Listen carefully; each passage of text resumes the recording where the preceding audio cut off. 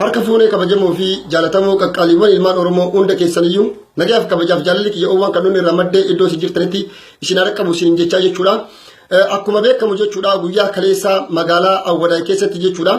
Akkasumas Harargee Bahaa keessaa Haramayaa fi Awwadaay keessatti ajjeechaa fi reebicha dhiittaa mirga dhala namaa ilmaan Oromoo kichuu fi qacalee ilmaan Oromoo lafaa dhufaa jiran irratti raawwatame gocha shuukanneessaa fi akkasumas gocha gara jibinaan mootummaan abbaa irree yookaan wayyaanee fi oppidiyoo walii wajjin ta'anii ilmaan Oromoo xiqqoo sabii lafaa dhufaa jiran irratti raawwate jechuudha. Waan baay'ee tokko nama gaddisiisuu fi waan baay'ee tokko nama naasisu jechuudha. Kanaaf ilmaan Oromoo hundi kennayyuu Rabbiin ilmaan Oromoo du'an hundayyuu Rabbiin warra wareegame hundayyuu Rabbiin jannatul firdoosi isaan haa qananiisu. Rabbiin wareegamtoota wajjin qubsuma qaarii jannatul firdoosi keessa isaan haa qubsiisu. Rabbiin gartee akkasumas aalii fi firoottan isaaniitii fi Oromiyaa fi Oromoo guutuu hunda kennayyuu Rabbiin sabrii fi obsaa fi jajjabina isaa haa nuu kennu isiniin jechaa jechuudha. Kanatti aansee gaddaan ibsa dhuunfiidhaan isaan qabu maali? Yaa ilmaan Oromoo akkuma beekamu jechuudha. Oppidiyoo jechuun jalqabayyuu oppidiyoo jechi jedhu booji'amtoota jechuudha. Booji'amtoota waraana dargii kaambii Eertiraa keessa turan halkan baatirii ija keessatti ibsaa warra keessaa filanii jechuudha. Fakkeenyaaf kan akka Baacaa Dabalee fa'aa, kan akka Kumaa Dammaqsaa fa'aa, kan akka Abbaa Duulaa Gammadaatii fi kan kana fakkaatan hundi isaanii jechuudha. Booji'amtoota waraana dargii kaambii Eertiraa keessa akka afaan Oromoo turjumaana yookaan afaan Oromoo hiikaniif warra malamanii achi keessa filamanii gadi dhufanii gadi bahan jechuudha. Kanaaf ummata sanii maal jedhaniin watatti dhaadatu wayyaaneen nutu ruuhii isinitti afuufe jedhaniin laala. Oppidiyoo jechuun tiitisa jechuudha. Oromoo tiitisarraa deema wa'eena. Kanaafiyyuu oppidiyoon ammallee harreedha. Harreen dhadhaa fi deema feettee deemti malee mi'aa fi faayidaa isaa wayii beeti. Abbaa oppidiyoo ammallee Rabbiin faayidaa fi mi'aa keessan akkasumatti isin haa wallalchisu.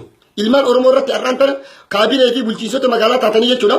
Waan nama gaddisiisu tokko agaazii fi federaala kumaan poostii poolisii federaala milishaatti yaamtan har'aan tan ilmaan Oromoo irratti jechuudha. Ilmaan xixiqqoo sabiyyii warra harka qullaa jiru jechuudha. Yoo dhiira taatan maaliif Alshabaab waraana Itoophiyaa wata akkasii fixu? Maaliif agaazii milishaa kumaandi poostii nama 5 humna qabdan maratti fayyadamin? Eertiraa wata dheengadda akkasitti biyya Itoophiyaa dhoof maa humna qaban ittiin fayyadamin? Yamaa yaaddaa gimirmijjaa yeroo hunda dhaadannoon isaanii rasaas hagana qabna masaara hagana qabna waraana hagana qabna jedhanii Oromoo irratti dhaadachuu Oromoo shororkeessu hundi Oromoo jibban jechuudha. Har'aan tana adawaan tokkoffaa Eertiraa caala Alshabaab caala adawaan wayyaaneen ilmaan Oromoo miiliyoona 40 haga oppidiyoo bahutu miyaasiin beeku harree waan taate malee. Har'aan tana kabaja dhabaniitiin har'a nama tokko lubbuu nama tokko ajjeesuu dhaabuu dadhabdaniini takkaffaa lammaffaa paarlaamaa keessa teettanii Komishinii mirga dhala namaa Itoophiyaatiif harka baastan parsantii 40 paarlaamaan teessumti achi keessa jiran namni tokko kabalaaleffatee jiru jechuudha. Ajjechaa fi reebichi hawaasa ilmaan Oromoo irraan gahaa jiramu ilmaan Oromoo tana buutee dhaban kan hidhaman hundi gocha barbaachisaa fi gocha gituu fi gocha ta'uu qabdu jedhanii mootummaa deeggartanii mootummaan harka baastan.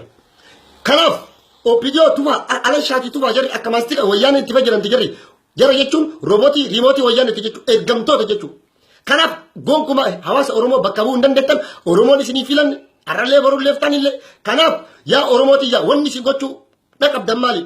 Amma warri sheekotiin qeesonni waaqeffatan amantiin hunduu nama lubbuu namaa baase deeggarii isaaf dubbadhuuti isaaf miraaboolii qabadhuuti haasee akkasiin jedhu hin jiru. Yakka Rabbi biratti illee yakka ilma namaa biratti illee lakka lubbuun ilma namaa takka lubbuun ilma Oromoo tokko vaaluu qabdi jechuudha kabaja qabdi. Lubbuun ilma Oromoo tokko jechuudha. Mee biyyoota lixaa kana fudhadhaa.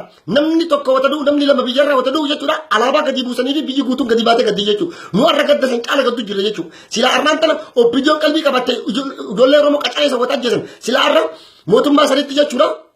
Akeekkachiisatti kennitee hawaasa uummata wajjin dhaabbachuu qabdi. Kanaaf hawaasni waan ifatee waan dadhabnee jiruuf jechuudha. Sheekoti isin sossobuu barbaada isin hawaasa bituu barbaada kanaafuu irraaf qusadhaa yaada tokkollee kennina irraaf qusadhaa. Kana sini dhaaba. Yaa dhaamsi kiyya kan lammataa maali? Yaa Oromoo atattamatti qabsoo teenya kana bakka itti godhuu qabna. Karaa itti godhuu qabna. Qabsoon Oromoon qawwee malee hin bilisoomtu jedhamullee kijiba. Qabsoo qawwee malee hin bilisoomne jechuudha. Tunisaan qawwee hin bilisoomte hidhattoota bilisoomsa irraa tan. Masri eenyutu Husni Mubaarak hidharroon aangoo irraa buuse. Qawweedhaan bu'ee kanaaf riivoluushinii fi biyyoota dimoonistreeshinii adda addaa godhan irraa muuxannoo fudhadhaa. Akka gartanii nu wanni godhuu qabnu maali? Warri biyya keessa jirtan ji'a 8 qabsoo gootanii jirtan.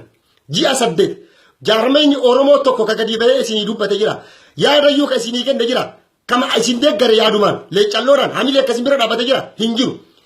hamilan jarri TV irra dhaabbatanii haasaan ka tokko taanee jira maali jedhan hawaasa Oromoo qabbaneessuuf isin sossobuuf nu gahee jira kana booda hin sobamina Oromoo wanni isin godhuudha qabdan revolutionii kana biyya keessatti akka biyyoota Arabaatti jechuudha ala baatanii ala buluudha qabdan alaan galina yaa Baale yaa Arsii yaa Shawaa yaa Wallagga yaa Jimmaa yaa Gujii yaa Boorana hundi guutumaan guutuu Oromiyaa jechuudha kaabaa kibbatti baadiyyaatti hundi keessan harka wal qabadhaati akka asin dura gootan daran jechuudha dhoohu qaba jechuudha kun kadhumaatti mataatti marra jechuudha kanaaf haga ganaa jaarmoota Oromoo eessa jiran jennee haga ganaa isaa kilaashii fi maarree soqatanii ganaa baara rammaadii biyya nu seenanii eeguu hin dandeenyu sa'aatii yeroo hin qabnu kanaaf wanni nu godhuudha qabnu maali biyya san keessatti demonstration itti jabeessu warri biyya alaa jirtan biyya Arabaa biyya Awurooppaa keessa Ameerikaa Kanaadaa jirtan haalli qilleensa yeroo ammaan kana mijaawaa waan ta'eef jecha ala baatanii ala buluudha qabdan torbaan takka ji'a takka maan taane ala isinii bulla isinii jina gama dippiloomaasiitiin isinii jira qeerroo biyya keessa jirtan hundi ilmaan Oromoo jechuudha.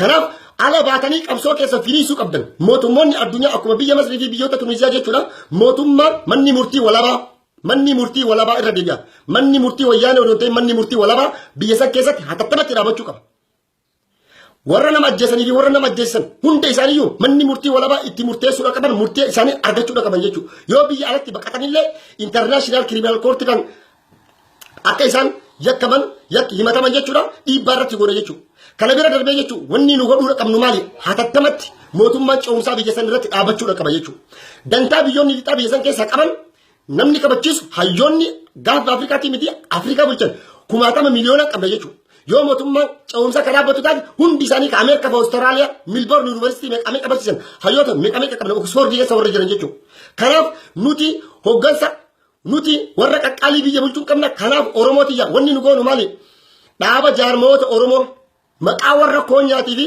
maqaa warra hayyuu dureetiin ijaarantan koonyaa hayyuu duree baaree kana eeguma Awurooppaa dhufne dhaggeenne linu takka waan takka sinirraan eegnu jechuudha kana booda jaarmoonni Oromoo dheengadda walii dhufanii jiran waa'ee tokkummaa isaanii jiran mee achi as ilmaan Oromoo meeqaa dhumu jiru mee guyyaa tokko walii dhufanii haasaanii jiranii wama jaraa dhageettanii jirtanii ka'uuni dhufa kuunii nama kuunii dhufa kanaaf jaarmeerra wata kana eegina Oromootiyya wanni isin godhuudha qabdan akka Tuuniziyaali akka biyya Masritti hundi keenya gadi baanee mootummaa kana aangoorraa buusuu hin dandeenya qawwee malee wayyaanee qawwee ittiin fudhannuyyuu hin buuti wayyaaneen bakka dhagaa fi dullaan of keessaa yaasna jechuudha akkuma waaqoo guutuufaa jiran sana har'a wayyaanee kilaashii takkatti fudhannu jechuudha nuti ilmaan Oromoo nuti galaana nuti bahaara jechuudha irra garagallannu kanaaf ilmaan Oromoo demonstration keessan waan hunda kaasaa isin cinaa jirra ammootinu warreen hayyuu duree fi maqaa koonyaatiin ijaaramtanii jaarmee Oromoo keessa jirtan hatattamatti akkasinillee angoo gadhiistan jechuudha maaliif jijjiiramni waan hin jirreef jechuudha mee dhaloota qubatti kennaati laala isin wata akkana isin hin kennu ammootinu angoo gadhiisaati qilee seenaa isin hin jechuutti hin jiru isaa kanatti kennaati qabsoo haa galmaan gahanii muuxannoo qabdan dandeettii qabdan leecalloo qabdan beekumsa qabdan aayidiyaa itti kalaa haati mari'achiisaa kaluu taati ummata kana aayidiyaa sheer godhaati haga qabsoo duratti oofanii hamilee kennaafi yoo kan hin taane isin Oromiyaan akka bilisoomtu hin barbaaddan jechuudha gonkuba dhugaas nitti hima Oromiyaan akka bilisoomtu Oromoon akka bilisa baatu hin barbaaddan jechuudha bilisummaan barbaaddan jechuudha maaliif waggaa 40 gorra ta'uun bu'aa hin qabu jechuudha diktaatorummaadha kun kanaaf jaarmaan Oromoo kamuu tokko lama lamatu hundi keessan aangoo gadhiistanii dhaloota qubetti kennuu qabdan warri afaan Hayilesillaaseetiin barattan intaatan bakka ifaajjanii jirtanii waan gaggaarii hojjettanii jirtanii warri waan gaarii hojjettanii laasin dura galatoomaa ulfaadhaa wayyamaa jiraadhaa isin hin jenne kanaaf aangoon dabarfamtee dhaloota qubetti kennamuudha qabdi jechuudha kana booda Oromoon ji'a 8 isin eegee jirti ajjacha baagammaa raawwatamaa jiru jaarmaan Oromoollee yaada kennurraa if qusatanii jira martuu mee yaada kennaa jiru jira kanaaf jechuudha haguma ilmaan Oromoo